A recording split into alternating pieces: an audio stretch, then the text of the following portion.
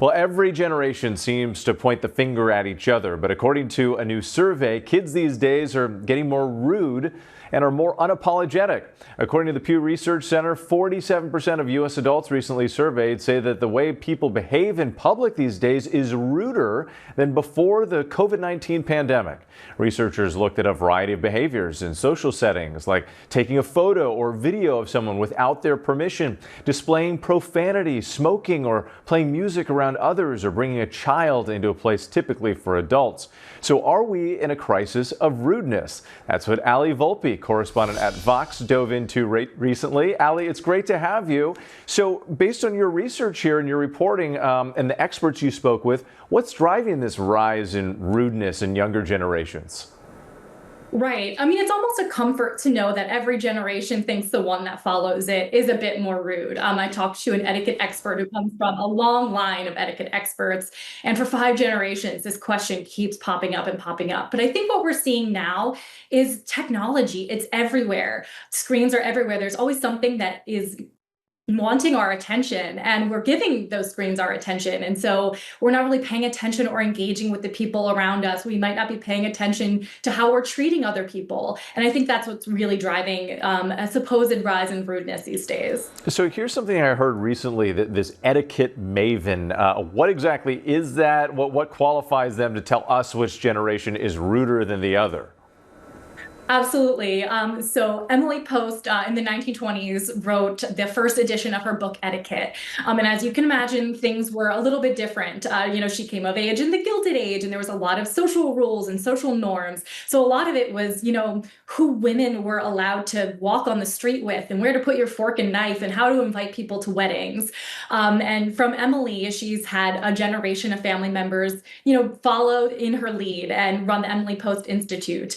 So these days, Lizzie, the expert I spoke to, doesn't really talk so much about where to put your fork and knife, but how to treat people with respect. And that's the really important thing about the term etiquette, because it can evoke that really stuffy, old-timey thinking, but really it's about how are my actions impacting other people. Yeah, I have 2 girls in middle school. We have these conversations all the time. I feel like they're giving me the Gen Z stare right now, just in this conversation, the eye roll. So what are some of the broader consequences, though, of Americans losing their manners?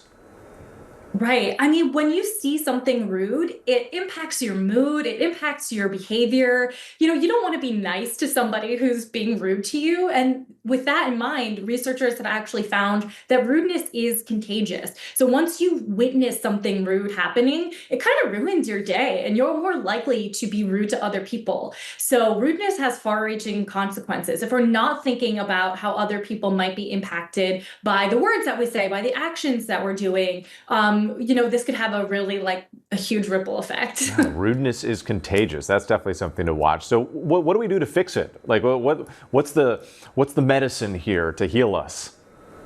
Right. And again, what the experts have told me is to really pay attention to the behavior you're putting out into the world, especially if you have young kids, they're watching you, and to explain to them why you're doing certain things, why you cover your mouth when you sneeze, why you don't chew with your mouth open. And those are pretty small things, but it could go to bigger things about why you treat people with respect, why, especially when people are different than you still treat them with respect. So we have a real opportunity to model good behavior for other people. And so it really involves taking a look at how we are acting in the world. Were we short with a barista at the coffee shop? Maybe that's an opportunity to change and have a little bit more patience. Another researcher told me that the number one reason for people being rude is when they're stressed and overwhelmed. So to really take a minute when we are feeling stressed, it's not the other person's fault that maybe we're running late or that we're in traffic, and to have a little bit more grace with people. Important reminders. Allie Volpe, it was great talking to you. Thanks so much. Thank you.